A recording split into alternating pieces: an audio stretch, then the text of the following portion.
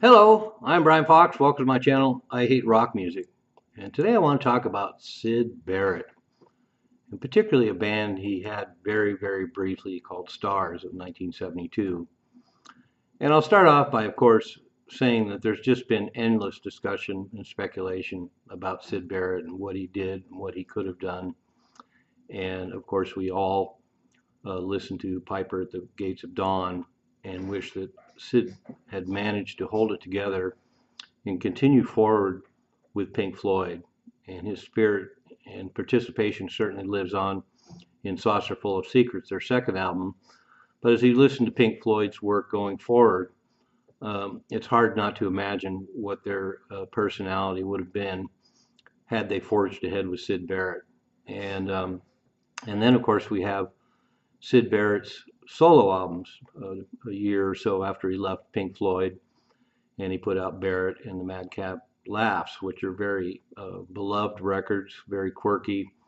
Syd Barrett obviously had his own personality, and he had some really interesting players on his records, including Jerry Shirley from Humble Pie, and Dave Gilmour and the like, and really interesting albums. And then, of course, Opal, the unfinished and unreleased material left over by Syd Barrett that shows that he was still a creative force and he still had his own peculiar vision, both as a writer and a vocalist, and certainly as a guitar player as well.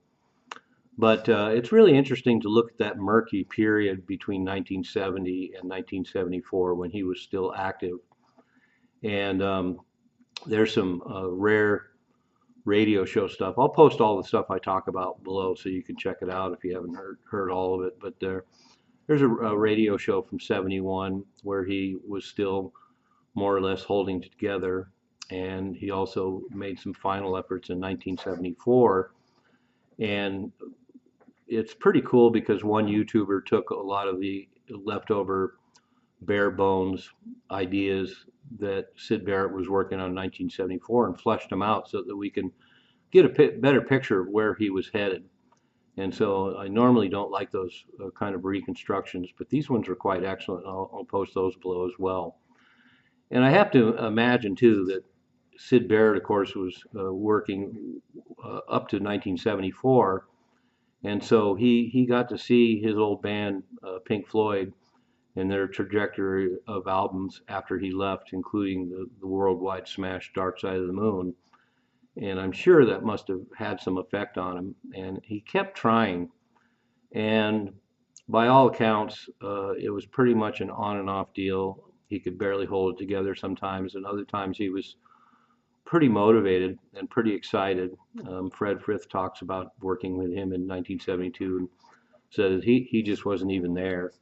And yet Fred Frith was there trying to work with Syd Barrett and participate in this band Stars.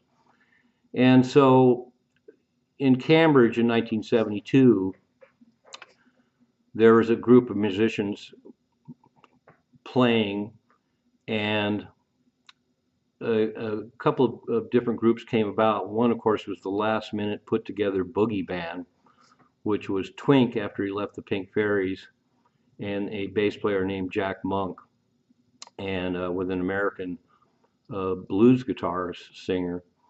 And Easy Action put out a long rumored LP of that show in 1972, which is mostly the last minute put together boogie band. And they were a pretty decent band. They really fit in with the whole Pink Fairy scene and things like that. Did a lot of covers, but pretty convincing. And they also played with Hawkwind and the Pink Fairies. And Easy Action released the Hawkwind show, and they finally released the last minute put together boogie band album recordings. And they have some Pink Fairies recorded at that show as well that they haven't released. But the interesting part was the fact that Twink was involved in this last minute put together boogie band. And he ended up connecting with Syd Barrett in Cambridge and managed to talk Syd Barrett into getting on stage with the last minute put together boogie band. And somehow Fred Frith got involved too, and that's one of the components that really interests me. The fact that Fred Frith, a luminary of the art rock band Henry Cow, in '72, of course, he was still involved with Henry Cow, and he was along with Syd Barrett.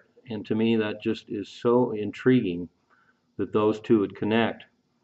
So what ended up happening is the last minute put together boogie band was the guitar player vocalist named Michael Payne, used to be in a group called Apple Pie, and then the bassist John Lodge from Junior's Eyes, and then drummer Twink, and then Jack Monk got involved.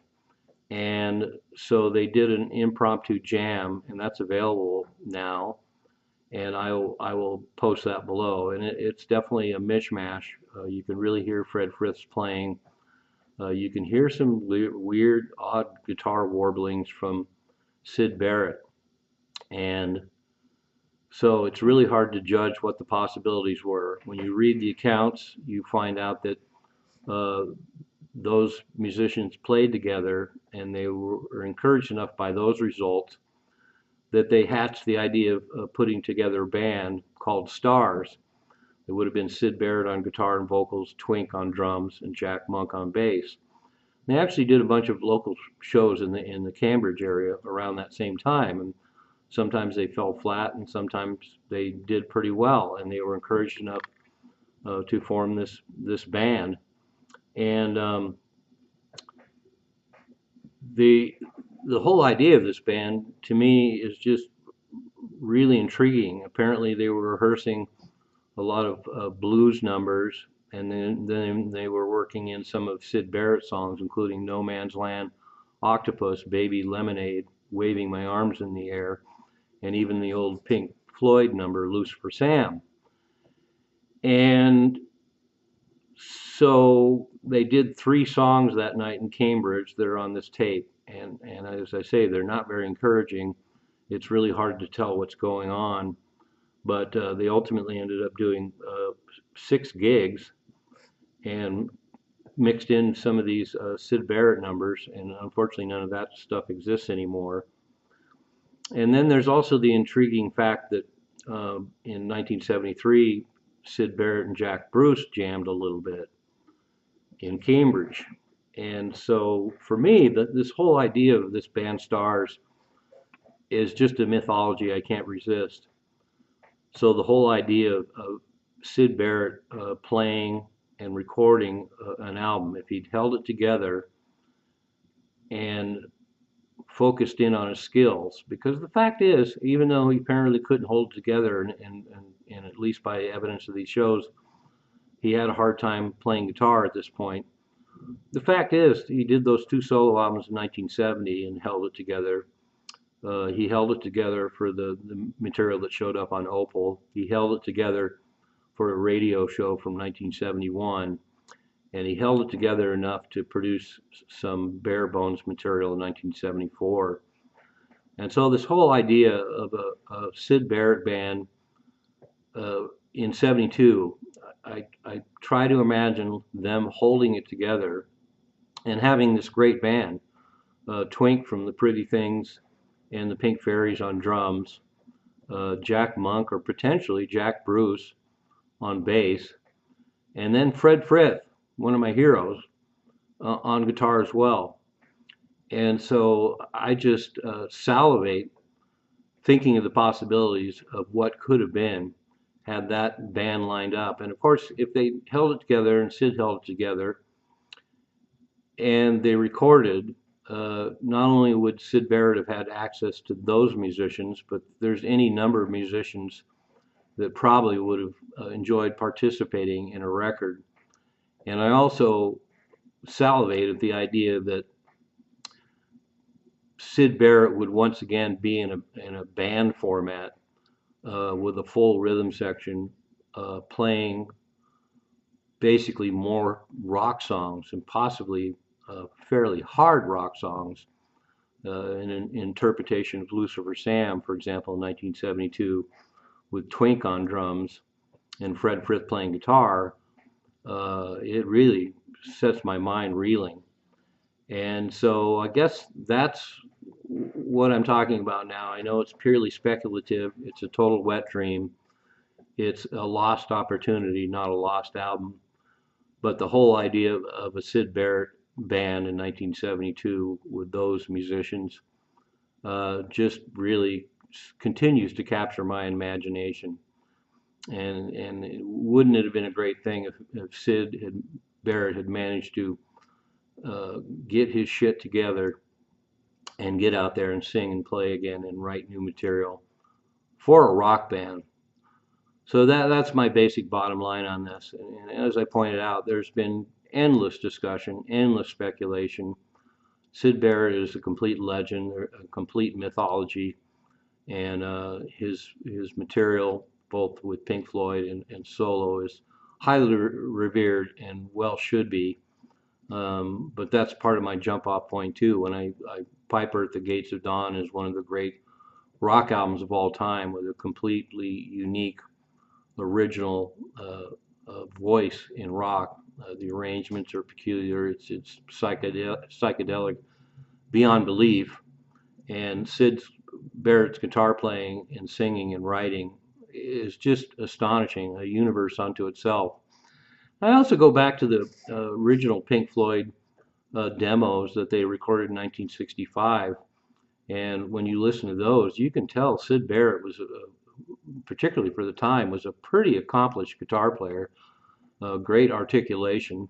He could definitely go up against anybody at that time, and he certainly displayed a great aptitude with guitar and imagining what the guitar could do with Pink Floyd in 1967 and 1968.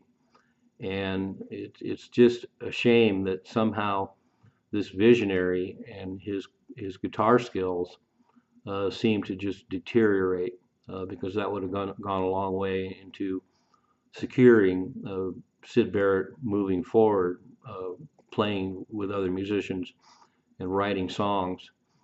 And and of course, part of the wet dream, going back to what I discussed earlier about Pink Floyd continuing with Syd Barrett past the first and part of the second album, is imagining uh, the band with David Gilmour joining, and both Syd Barrett and David Gilmour being in the band simultaneously, and which happened briefly. And that would have been great. It would have not only taken some of the weight off of Syd Barrett, but just to have them be a two guitar band with somebody the caliber of David Gilmour.